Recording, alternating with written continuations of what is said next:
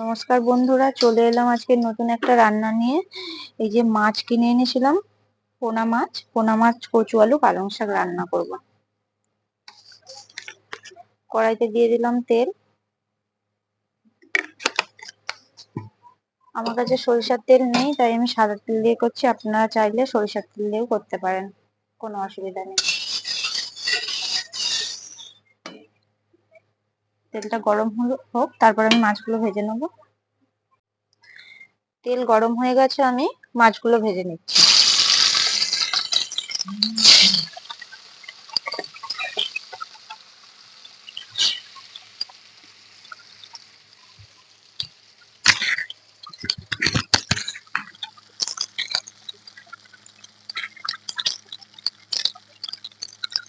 মাছগুলো এবার আমি উল্টে দেবো।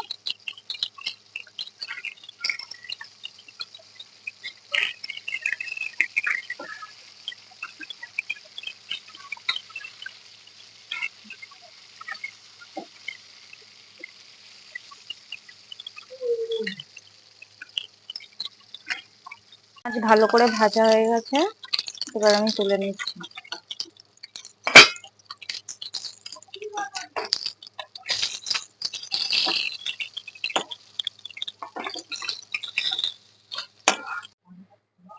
কচু রান্না করার জন্য কাঁচা লঙ্কা, পেঁয়াজ কুচি আর একটা শুকনো লঙ্কা নিয়েছি ফোড়নের জন্য। এটাকে আমি ভেঙে দিয়ে দেবো।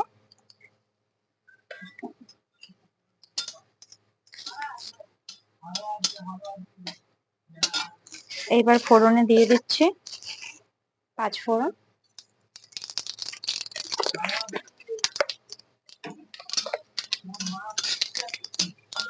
পেঁয়াজ আর কাঁচা লঙ্কা কুচিটাও দিয়ে দিলাম।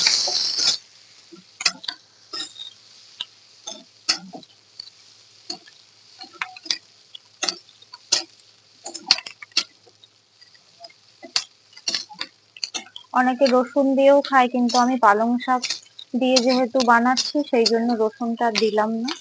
আমি পাঁচ ফোড়ন দিয়েই করছি। পাঁচ ফোড়ন আর আদা বাটা, জিরে বাটা, এগুলো কিন্তু রসুন বাদে সবই দেবো। কচু আলু কেটে ধুয়ে রেখেছিলাম, এটা এবার দিয়ে দিচ্ছি।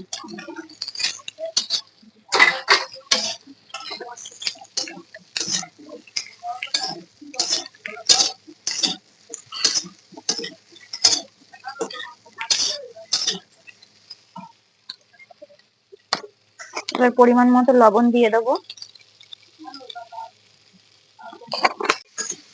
এইবারে আদা বাটাটা দিয়ে দিচ্ছি।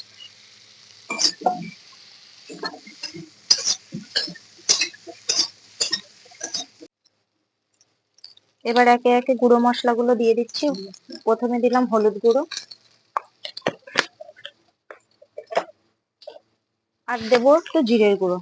আর কোনো মশলা দেবো না, এই মশলাতেই হয়ে যাবে।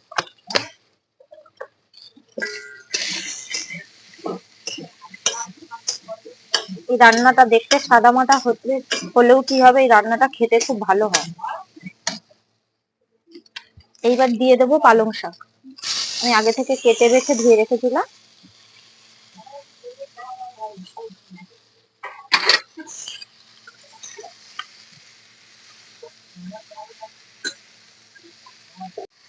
একটু নাড়ানোর পরে অনেকটা জল বেরিয়ে গেছে শাকের থেকে।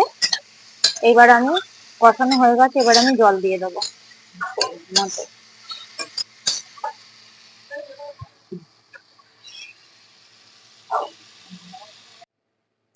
ঢাকা দিয়ে রেখেছিলাম, তরকারি ফুটে গিয়েছিল।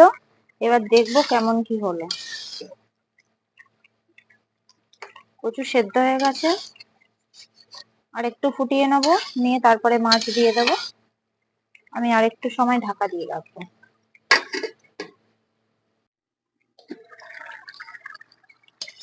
ঝোলটা অনেকটা কমে এসেছে, আলুও সেদ্ধ হয়ে গেছে ভালো। দেখুন কচুও সেদ্ধ হয়ে গেছে ভালো। এইবার আমি যে মাছগুলো ভেজে রেখেছিলাম সেগুলো দিয়ে দেব, দিয়ে আর একটু ফুটিয়ে নেব। কারণ মাছ দেওয়ার পরে সাথে সাথে নামিয়ে নিলে ঝোলের স্বাদ খুব ভালো আসবে না। মাছটা ঝোলের সাথে ফুটিয়ে নিলে তরকারির স্বাদটা ভালো আসে। আর ঢাকা দেবো না, এমনি একটু ফুটিয়ে আর একটু ভাজা জিরের গুঁড়ি দিয়ে নামিয়ে নেবো। ভাজা জিরের গুঁড়িটা এটা অপশনাল, আপনারা চাইলে দিতেও পারেন, নাও দিতে পারেন। তরকারি আমার হয়ে এসেছে, এবার একটু জিরের গুঁড়ি দিয়ে আমি নামিয়ে নেবো। জিরের গুঁড়িটা দিলে গন্ধটা ভালো আসে, খেতেও ভালো লাগে। ভিডিওটা ভালো লাগলে লাইক কমেন্ট করবেন, আর আপনারা কেমন ভিডিও দেখতে চান সেটা বলবেন। নামিয়ে আপনাদেরকে দেখাচ্ছি। যে তরকারি নামানোর পর এরকম দেখতে হয়েছে, সাদা মাটা তরকারি, কিন্তু স্বাদ কিন্তু কোনো অংশেই কম হবে না।